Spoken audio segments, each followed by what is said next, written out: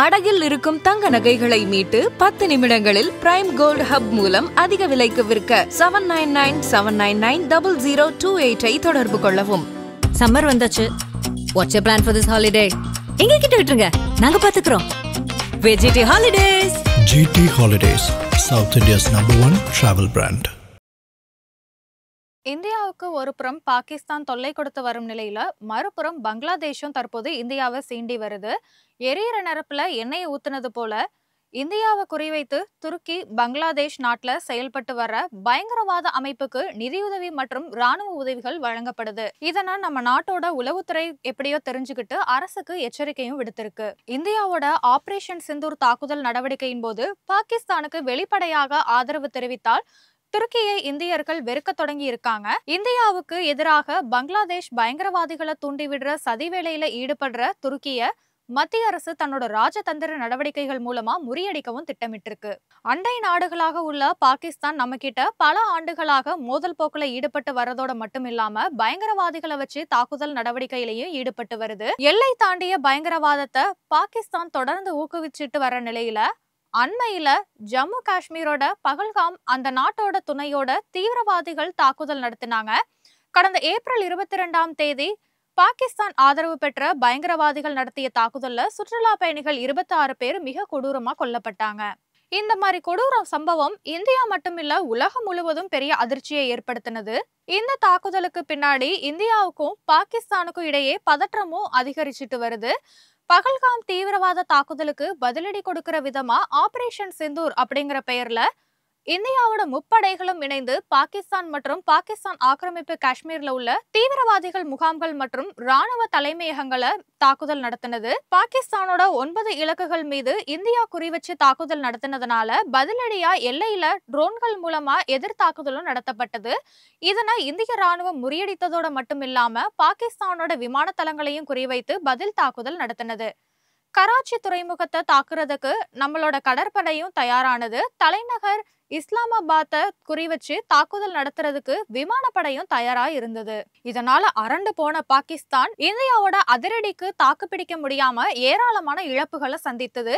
இதனையடுத்து போரை நிறுத்தணும் அப்படின்னு இந்தியா கிட்ட கெஞ்சி கதர்னது. அதற்கு பிறகு இரு நாடுகளுக்கும் இடையேயான பதற்றம் ஒரு முடிவுக்கு வந்தது. இந்தியா பாகிஸ்தான் இடையேயான இந்த சண்டையின் போது பாகிஸ்தானை ஆதரித்து ஐரோப்பிய நாடான துருக்கி பாகிஸ்தான் ராணுவத்திற்கு அதிநவீன ட்ரோன்களை வழங்கியதா தகவல்களும் வெளிவந்தது. அதற்கு ஏத்த மாதிரி பாகிஸ்தான் செலுத்திய ட்ரோன்கள் எல்லாம் துருக்கியோட தயாரிப்புகள் அப்படின்னு தெரிய வந்தது. இதனால சன்னி இஸ்லாமிய நாடுகளாக இருக்கிற துருக்கிக்கும் பாகிஸ்தானுக்கும் இடையிலான ஆழமான ராணுவ ஒத்துழைப்பு வெளிச்சத்துக்கும் வந்தது. இந்த ட்ரோன்களை வச்சுதான் இந்தியாவோட எல்லை மாநிலங்களை குறிவைத்து பாகிஸ்தான் தாக்குதல் நடத்தினது. ஆனா இந்தியா ட்ரோன்களை தனது வான் பாதுகாப்பு சாதனங்கள் மூலமா அனைத்தையும் நடுவானிலேயே தும்சம் பண்ணிடுச்சு அப்படிங்கிறது அது ஒரு தனி கதை. கடந்த சில ஆண்டுகளா பாகிஸ்தான் துருக்கி நாடுகளுக்கு இடையேயான பாதுகாப்புத்துறை ரீதியான உறவுகள் அதிக வளர்ச்சி அடைந்திருக்கு. பாகிஸ்தான் ராணுவத்திற்கு போர் தளவாடங்கள் மற்றும் உபகரணங்களை வழங்குறது மட்டுமில்லாம அந்த நாட்டோட வீரர்களுக்கு போர் பயிற்சியையும் துருக்கி வழங்கி வருது. நம்மளோட எதிரி நாடான பாகிஸ்தானுக்கு ஆயுதம் வழங்கி இந்தியாவுக்கு எதிராக செயல்பட்ட துருக்கியை இந்திய மக்கள் முற்றிலுமா புறக்கணித்திருக்காங்க. பாய்காட் துருக்கி அப்படிங்கிற ஹேஷ்டாக் சமூக ஊடகங்கள்ல இப்ப பிரபலமானது. இந்த சுற்றுலா பயணிகள் துருக்கிய துரோக நாடு அப்படின்னு விமர்சித்த நிலையில அந்த நாட்டோட பொருட்களுக்கான இறக்குமதியை நிறுத்துவதாகவும் வணிகர்கள் அறிவித்தாங்க. திரைப்படத்துறையினரும் துருக்கியை புறக்கணித்தாங்க.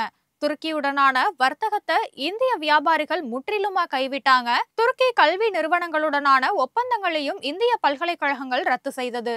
இந்த நிலையில செல்ஃபி ஏர்போர்ட் சர்வீஸ் இந்தியா நிறுவனத்தோட பாதுகாப்பு அனுமதிய இந்தியாவோட விமான பாதுகாப்பு ஒழுங்குமுறை ஆணையம் உடனடியா ரத்து செய்தது. இந்தியா பாகிஸ்தான் இடையிலான மோதல்ல பாகிஸ்தானுக்கு ஆதரவாக செயல்பட்டதால இந்தியர்கள் துருக்கி நாட்டுக்கு சுற்றுலா செல்வதையும் நிறுத்திக்கிட்டாங்க. இதன் காரணமாக அந்த நாட்டோட சுற்றுலாத்துறை கடுமையா பாதிக்கப்பட்டிருக்கு. குறிப்பாக துருக்கி அரசின் துருக்கி ஏர்லைன்ஸ் பங்கு மதிப்பு கணிசமா சரிவடைந்திருக்கு. பாகிஸ்தானுக்கு ட்ரோன்கள் வழங்கியதாக இந்தியா எடுத்து வர்ற பல்வேறு நடவடிக்கைகளுக்கு அடங்காத துருக்கி இன்னமுமே திருந்தின பாடில்ல. தற்போது இந்தியாவை மிரட்ட பாகிஸ்தானை போல பங்களாதேஷ் நாட்டுல செயல்பட்டு வர்ற பயங்கரவாத அமைப்புக்கும் நிதியுதவி மற்றும் ராணுவ உதவிகளை துருக்கி வழங்கி வர்றதா இந்திய உளவுத்துறை கண்டறிந்திருக்கு. மேலும் அது குறித்து எச்சரிக்கையும் செய்திருக்கு. அதோட பின்னணி குறித்த பரபரப்பான தகவல்களும் வெளியாகி இருக்கு. ஏற்கனவே பங்களாதேஷும் துருக்கியும் தங்கள் ராணுவ ஒத்துழைப்பை அதிகரித்து வர்றதோட மட்டுமில்லாம இது வளர்ந்து வர்ற நட்புறவு தற்போது பாதுகாப்புத்துறை வளர்ச்சியாகவும் விரிவடைந்து இருக்குது.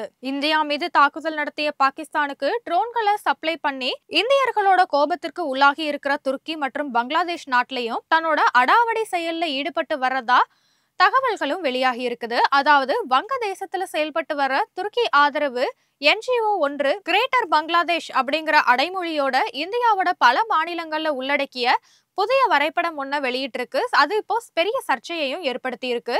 இந்தியாவோட அண்டை நாடான பங்களாதேஷ்ல கடந்த ஆண்டு அந்த நாட்டுல வெடித்த வன்முறையை தொடர்ந்து ஷேக் ஹசீனா நம்ம நாட்டுல தஞ்சமடைந்தாரு. அதன் பிறகு இடைக்கால அரசு அமைத்தது. இடைக்கால தலைமை ஆலோசகராக இருக்கிற முகமது யூனுஸ் இந்தியாவை சீண்ட தொடங்கி இருக்காரு. அவர் பொறுப்பேற்றது முதல் இந்தியாவுக்கு எதிரான செயல்கள்ல பங்களாதேஷ் தீவிரமா இறங்கி வருது. அண்டை நாடுகளான பாகிஸ்தான், பங்களாதேஷ் இணைந்து இந்தியாவை உரசி பார்க்கிற சூழல்ல தான் இந்த இரு நாடுகளையும் ஊக்கப்படுத்துற வேலையில துருக்கி தற்போது ஈடுபட்டு வருது.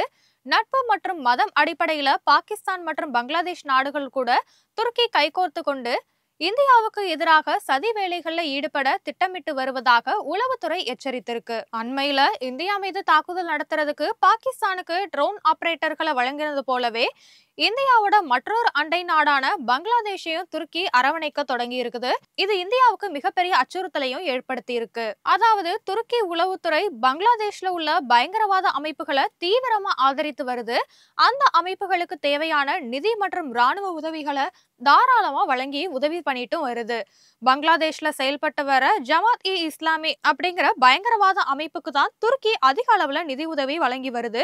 குறிப்பா சொல்லணும் அப்படின்னா பங்களாதேஷோட தலைநகர் டாக்காவோட முக்பஜார் பகுதியில தளம் அமைத்து செயல்படுற ஜமாத் இ இஸ்லாமி பயங்கரவாத அமைப்புக்கு புதிய அலுவலகம் திறக்க துருக்கி உளவுத்துறை பொறுப்பேற்க போவதாகவும் சொல்லப்படுது. இதற்காக முதற்கட்டமா பெரிய தொகையையும் அனுப்பி வைக்கப்பட்டிருக்கு.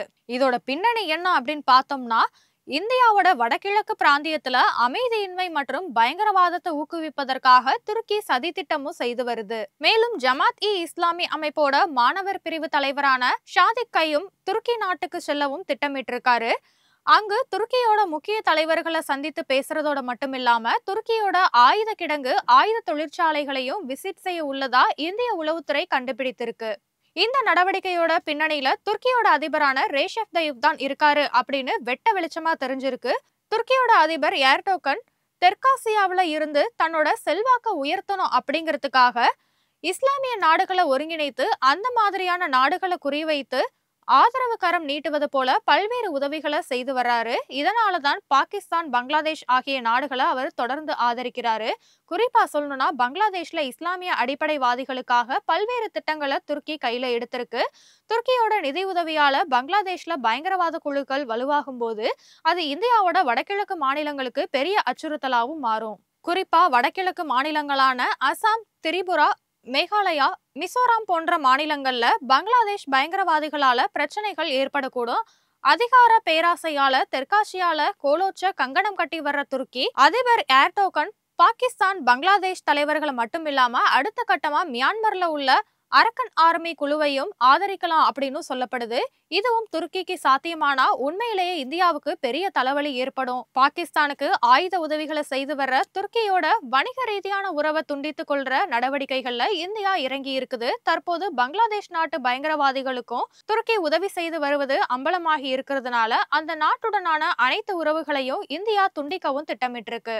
மேலும் துருக்கியோட இந்தியாவுக்கு எதிரான சதிவேலைகளை கண்டறிந்து ஆராய்ந்து அறிந்து தக்க சமயத்துல அதனை நம்ம நாடு முறியடிக்கும். இதற்கான வேலைகளை நம்ம இந்தியா ஏற்கனவே தொடங்கிருச்சு.